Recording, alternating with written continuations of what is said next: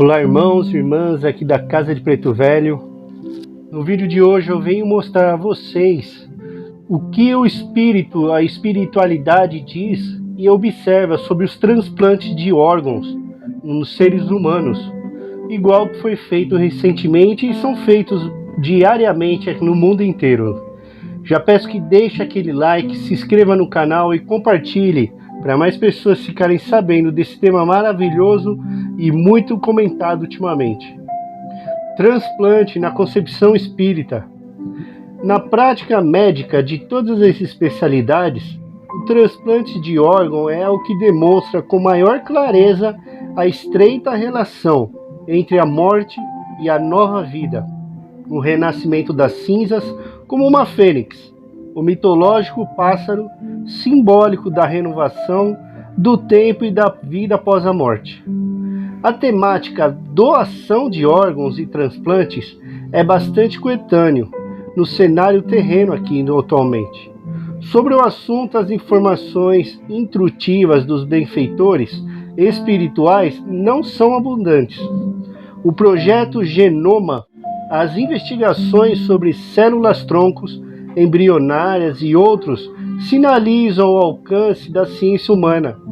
Os transplantes em épocas recuadas, repletas de casos de rejeição, tornam-se prática odiernas e recomposição orgânica.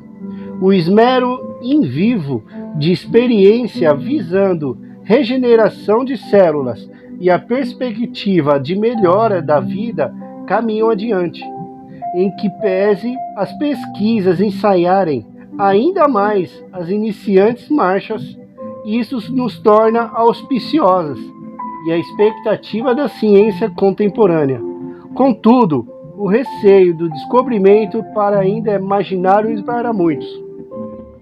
Alguns espíritas recusam-se a autorizar em vida a doação de seus próprios órgãos após o desencarne, alegando que Chico Xavier não era favorável ao transplante. Isso não é verdade, gente. Mister esclarecer que Chico Xavier, quando afirmou a minha mediunidade, a minha vida, dediquei a minha família, aos meus amigos, ao meu povo. A minha morte é minha. Eu tenho esse direito. Ninguém pode mexer em meu corpo. Ele deve ir para a Mãe Terra. Fê-lo porque, quando encarnado, Chico recebeu várias propostas inoportunas para que seu cérebro fosse estudado após a sua desencarnação.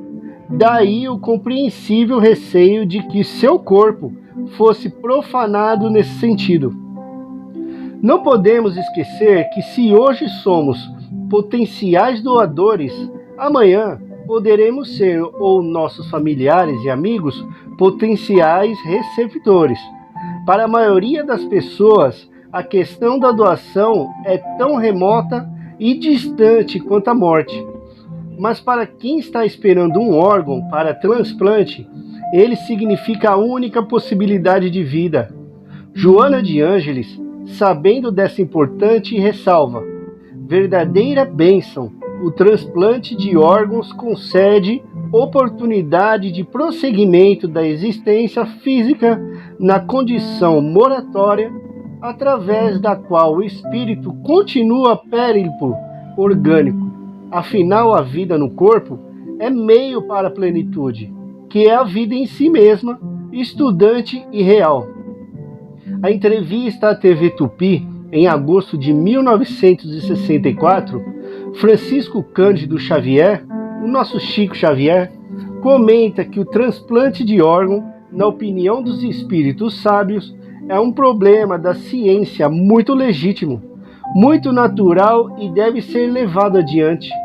Os espíritos, segundo Chico Xavier, não acreditam que o transplante de órgão seja contrário às leis naturais, pois é muito natural que nos convenhamos do corpo físico, venhamos a doar os órgãos, prestantes a companheiros necessitados deles, que possam utilizar como proveito.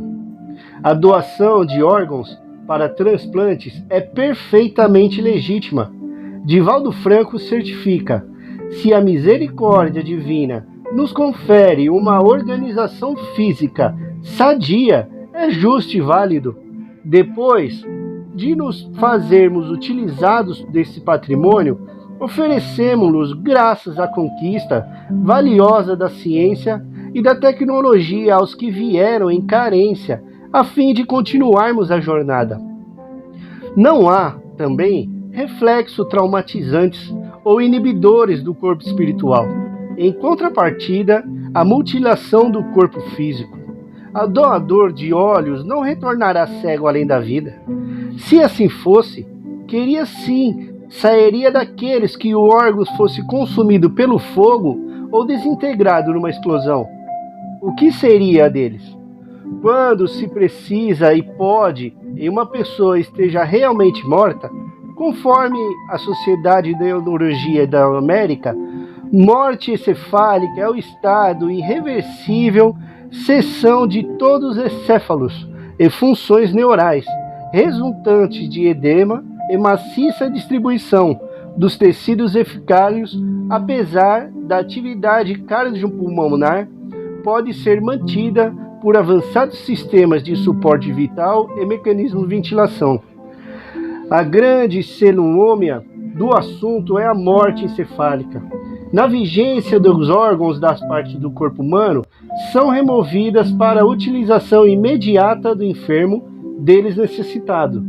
Estar em morte encefálica é estar em uma condição de parada definitiva e irreversível do encéfalo, incompatível com a vida e da qual ninguém jamais se recupera.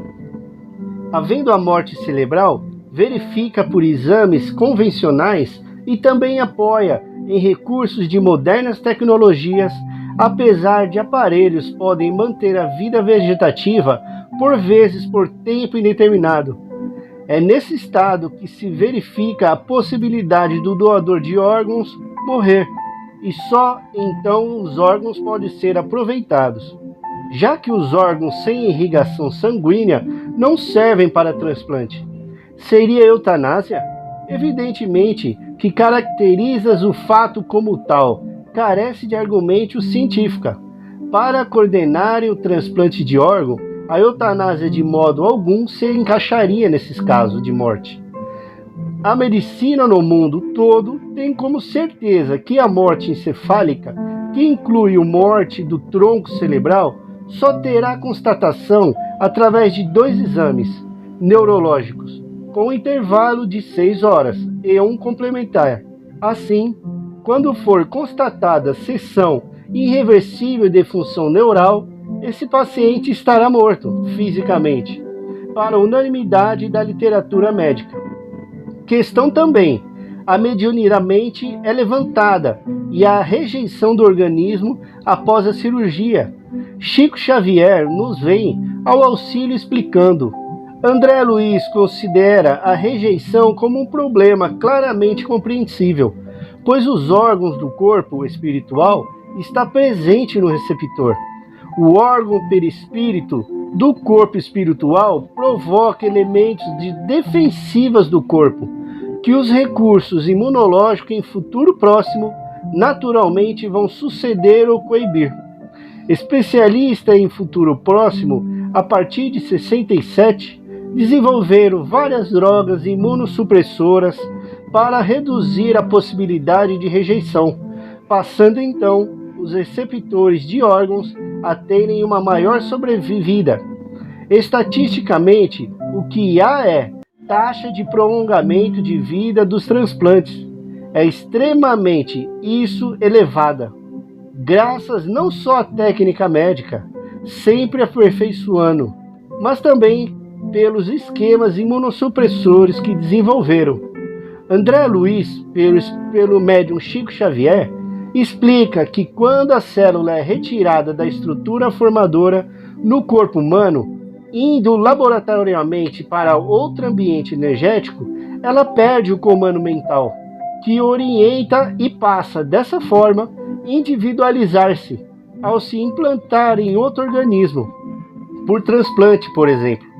Tenderá a adaptar-se ao novo comando espiritual que revitalizará e seguirá cordenamente sua trajetória, condição corroborada por Joana de Ângeles quando expõe: transferindo o órgão para o outro corpo, automaticamente o perispírito do encarnado passa a influenciá-lo, moldando as suas formas, necessidades, o que exigirá do paciente beneficiado a urgência transformação moral para melhor, a fim de que o mapa de provações sejam também modificado pela renovação interior, gerando novas causas desencarnadoras para a felicidade que busca também ainda não mereça.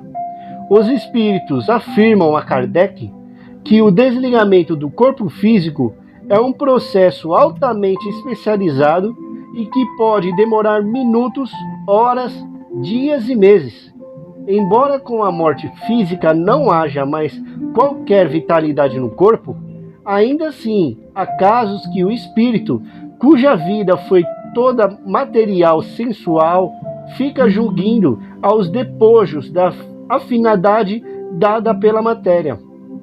Todavia, recordemos que situações que ocorrem todos os dias nas grandes cidades, a prática do necrópsia exigida para a força da lei, nos casos da morte violenta ou sem causas determinadas, abre-se o cadáver da região externa até o baixo do ventre, expondo-se às vísceras tordoais, no que se perde da vista a questão do mérito individual. Estaria o destino dos espíritos desencarnados à mercê da decisão dos homens em retirar os órgãos para transplante, encermar-lhes o corpo ou retardar-lhes as vísceras por ocasião da necrópsia? O bom senso e a razão gritam que isso não é possível, porquanto seria admitir a justiça do acaso, e o acaso não existe. Em síntese, a doação do órgão para transplante não afetará os espíritos a doador, exceto se acreditarmos ser injusta a lei de Deus e estarmos de orbe à deriva da sua vontade. Lembremos que nos estatutos do Pai não há espaço para injustiça, e o transplante de órgão, façanha da ciência humana, é valiosa oportunidade dentre tantas outras colocadas às nossas disposições para o exercício do amor. Texto publicado pelo Transplante Crônicas e Artigo, Jorsen Hessen, Brasília, Distrito Federal. Deixe o like aqui na Casa de Preto Velho e compartilhe para mais pessoas ficarem sabendo.